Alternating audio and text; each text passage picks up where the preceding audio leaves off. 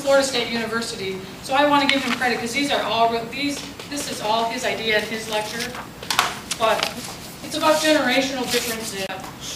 So why would you want to study this? Because if you understand the values within your own group and other generations, you might be able to understand them and interact better with them. And if you understand some of the things that make us different, you might also understand some of the things that make us the same.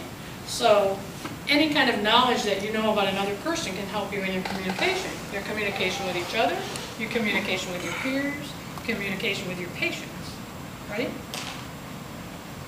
So each generation is defined as a group of people born within the same time frame, which share some common context of experience. And all of those experiences will shape your beliefs, your values, and preferences, right?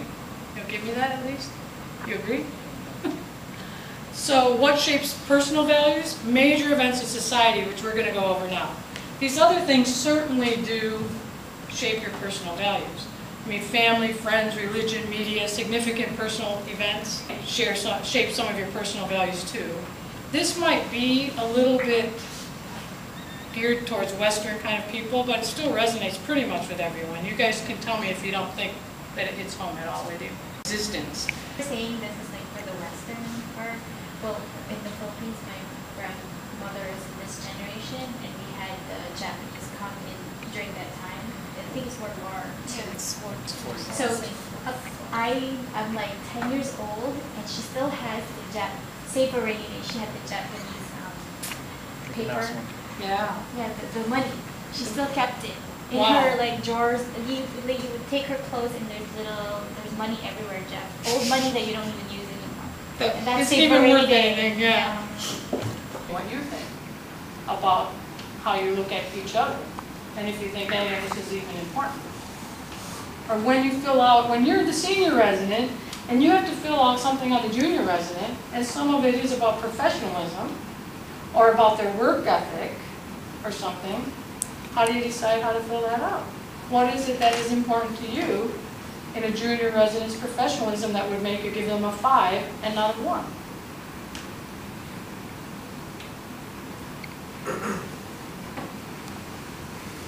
That would include is it's individualistic. You can't judge the same person by all that criteria. So it is individualistic. So you just judge it as a whole. Does the way somebody dressed influence what you think of them? Working as a physician, you have to be respectful. You can't come in the shorts and see your patients. So to a certain degree, it is important to be dressed nicely. And Do you agree? More geared to be, how you project yourself.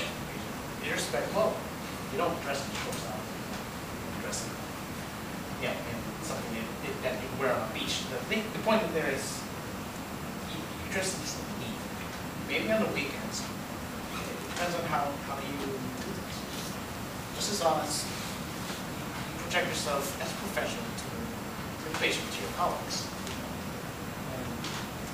And it won't matter a bit if you dress properly, but you don't project it. So what's proper? Exactly. I mean, the person wearing a pair of shoes without socks. I mean, a lot of people would say that that's proper attire, but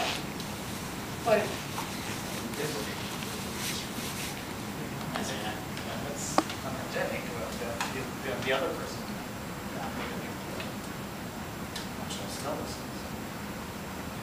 There is something like a dress code. And there is different dress code like for different levels of professionals. So, you have to be dressed appropriately according to the dress code. So like, if you work in an office, in a hospital, you should be really bare feet, you should have stockings, no open toe shoes and stuff like that. You shouldn't be showing low cleavage, Yeah. It's kind of like, normal stuff. So you just have to follow dress code. And of course, if you're on call and, you run into emergency room and you happen to wear shorts, it should be understandable because you were out, with your kids playing in 90 degrees temperature and you got a patient, you have to attend it quickly, so you don't think about changing to normal pants.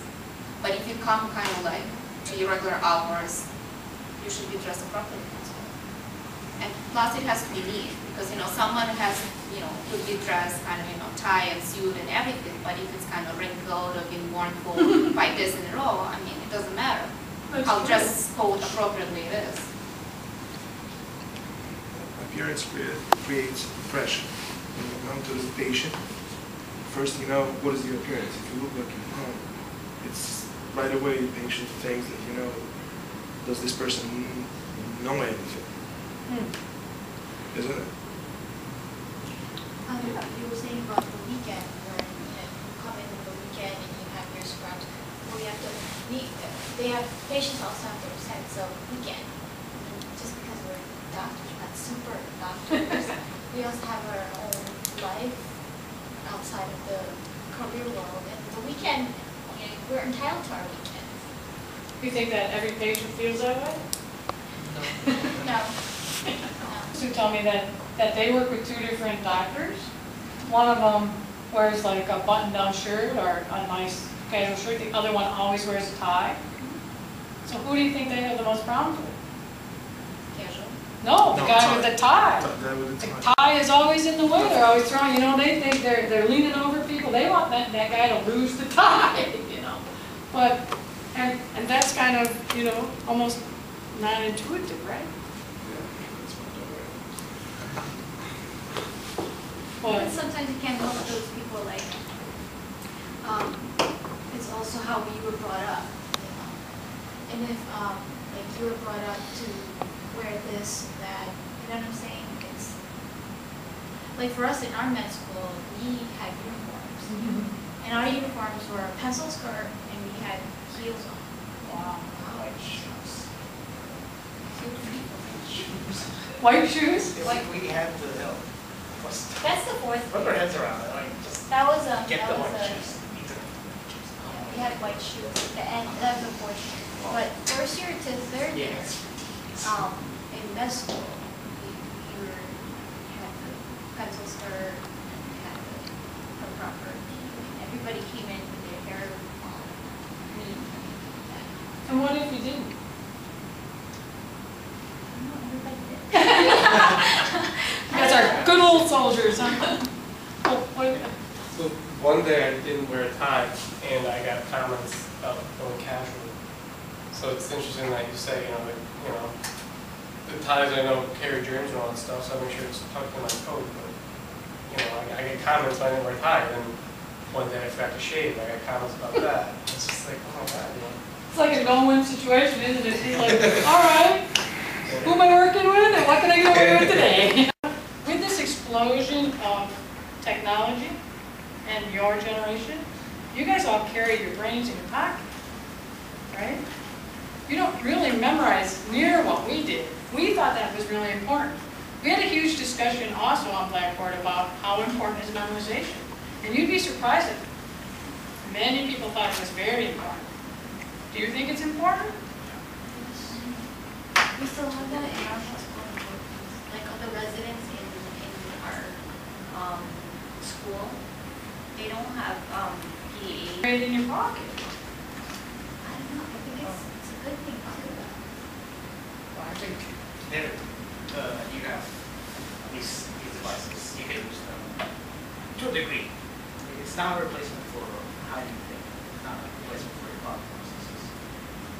It's a repository thing. But the real thinking is done here. And I'm not saying that you don't memorize things that you can just recall quickly. But probably 90% of the time you're using the information that you have actively. It's just not just recall, it's not just constantly recalling those things, not constantly recalling. It's just to put down a number, it's paper. So, in other words,